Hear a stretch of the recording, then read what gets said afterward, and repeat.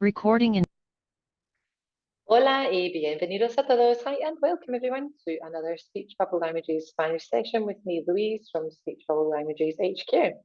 Today's session is suitable for complete beginners of the Spanish language.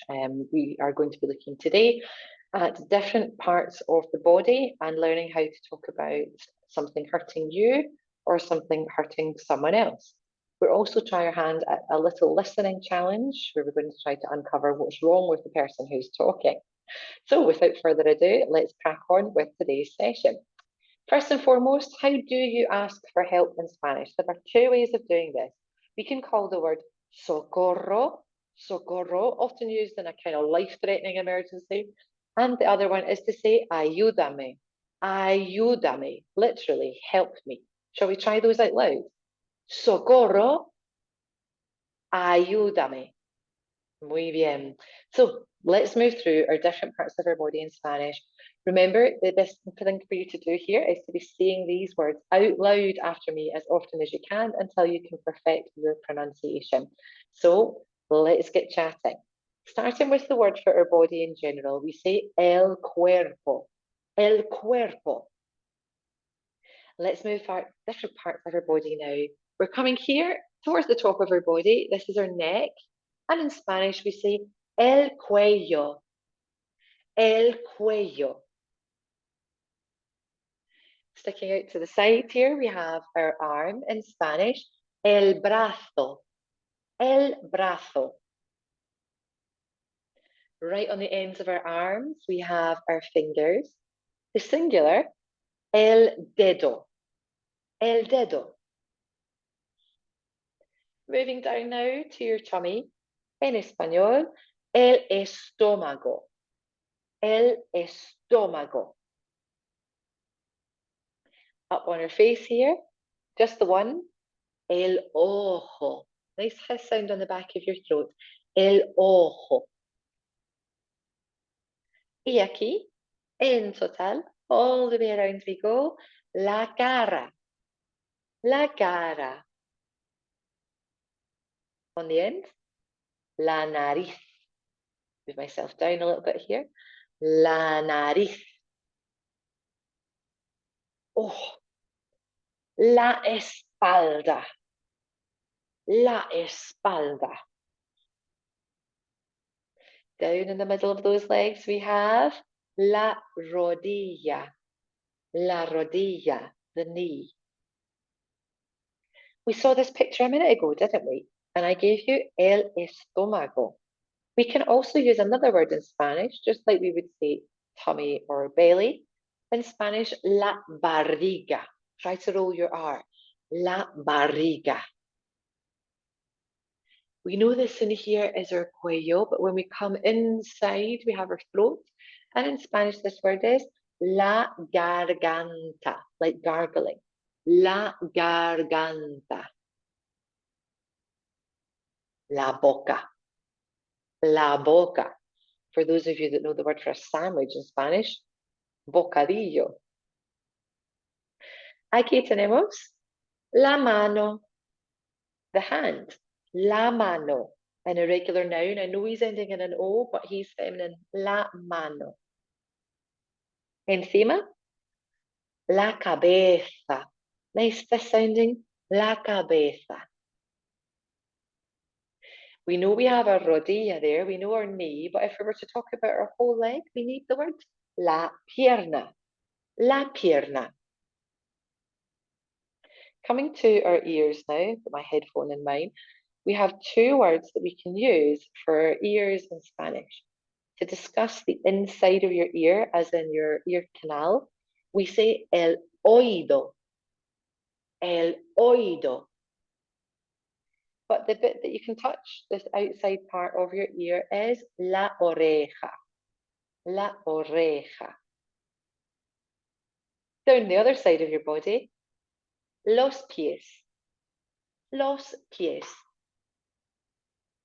We met el ojo, the eye. Two this time, los ojos. Los ojos. We know our boca, our mouth, don't we? Inside here, los dientes. Los dientes. Muy bien hecho. So if you have your speech bubble handout nearby, I want you to hit the pause button here and add in your English for all those body parts that we've introduced to you so far. It's a great idea as well to hit rewind and practice your pronunciation a few more times over until you can get it perfect. Muy bien hecho. Hasta ahora. Well done. Up till now. So our next task is a little writing task. I want you to study your vocabulary super carefully and then come back to this screen here. Your challenge is to now write the name in Spanish for the body parts you can see in our boxes 1 through to 12. Can you remember what they were? This time you're focusing on your written work, so try to get accurate spelling too. Hit the pause button here as you work through this short writing task. Okay, checking our answers. We have all the way from 1 and over. Again, I need to move myself out your road. Here we go. El ojo, el pie, la cabeza, la espalda, la mano, la nariz, el estómago, or la barriga if you chose that one, el brazo, la boca, or maybe los dientes if you went for the teeth instead, la pierna, perhaps la rodilla, your knee, el dedo, and finally el cuello, our neck. Muy bien hecho todos. Well done, everybody. For our next task then, we're going to take a look at how we talk about, so a wee or a wee song for you if you like to listen to them. In our next task, we're going to talk about how we would explain that that body part is hurting or is sore. In Spanish, to say that something is hurting you, you say me duele, it's hurting me. Me duele. If the body part is just one body part that's hurting, you would simply say me duele and then the body part after it. So, for example, me duele la cabeza, me duele la nariz, me duele la oreja. If the body part, however, is plural, so your legs, for example, or your eyes, you would need to change me duele to me duelen with an N on the end, literally meaning they are hurting me. Me duelen los ojos, my eyes are hurting me. Me duelen las piernas, my legs are hurting me. So let's say those two expressions out loud. Me duele and me duelen. Well done. Put it into action then for me. What do we call this part of our body we can see on the screen? It's el estómago, the stomach, el estómago. So how would we say my stomach is hurting me? Is it me duele or me duelen? It's me duele, isn't it? Me duele el estómago. Try that out for me. Me duele el estómago. And this part of our body now, right up onto the top, how do we say the head? It's la cabeza, la cabeza. I've got a sore head, my head is hurting me. Me duele la cabeza. Me duele la cabeza. What about your eyes? Los ojos, the eyes. My eyes are hurting me. Me duelen los ojos. Me duelen los ojos. Down here, we make the word for our leg. What about our legs? Make it plural for me. Las piernas. My legs are hurting me. Me duelen las piernas. Excelente. Next task then, is it me duele or me duelen? I want you to choose the correct option for each sentence. Hit pause here as you try the task. So is it me duele or me duelen? I've got a sore nose. Me duele la nariz. Sore eyes. Me duelen los ojos. A sore back. Me duele la espalda. Sore legs. Me duelen las piernas. Now your elbow and your arm is hurting, but not your head. Me duele el codo y el brazo, pero no me duele la cabeza. You may have chosen me duelen for that bottom one, but think about it. The reason that we have the letter E or and in the sentence there is to stop you repeating me duele on two occasions, isn't it? Me duele el codo y me duele el brazo. So we keep it in the singular, although it's two different body parts. We only make it plural if we've got two of the same body parts, like your ojos or your piernas. Muy bien, todos. So if you're looking to talk on behalf of someone else who doesn't speak Spanish, how do you say that something is hurting him or her? In Spanish, we then take that duele or duelen. We do the exact same thing as we've been doing so far, but we change the me to le. Le duele or le duelen. So let's try an activity where you get to write about some other people's aches and pains. We've got a sore knee, head, back, tooth, foot, and a tummy too. So, what would you say in Spanish for each of those if these were your friends or family and those parts of their body were giving them a little bit of grief? So, le duele la rodilla, done for you there. Le duele la cabeza, hurting his head. Le duele la espalda, he's got a sore back. Le duelen los dientes, she has toothache, her teeth are hurting. Le duele el pie, just one sore foot appearing on that image there. And our final one has a bit of a sore tummy. Le duele el estómago. Le duele or le duelen, helping you talk about what is hurting another person.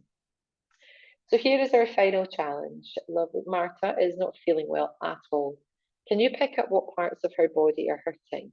If you are a bit of a more advanced learner and you're on here for some revision, you may also be able to pick up her other symptoms too. I'm going to play this audio once here and then I'll switch the screens so you can see the transcript and listen through to it again. What are lovely Marta's symptoms and what does Paco, the person speaking with her, think it is that she is suffering from?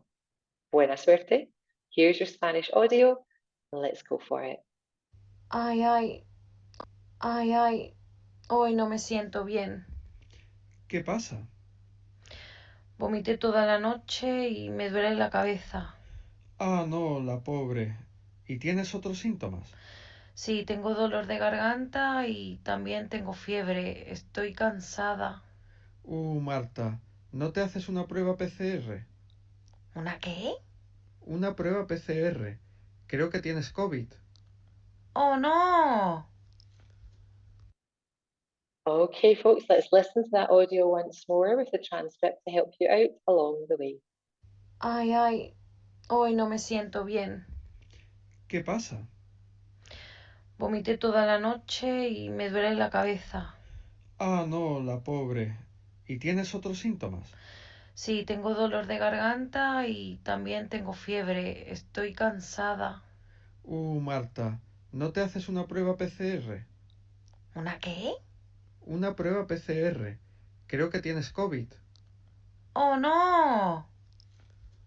Oh no, indeed. Did you figure out what it was that Martha's suffering from, or at least what Paco thinks she's got? It is indeed the dreaded COVID, isn't it? So here's the transcript here on the screen for you to study really carefully. Like I said, this would be more for an intermediate learner of the language. If you found it tricky, don't worry about it. It's okay.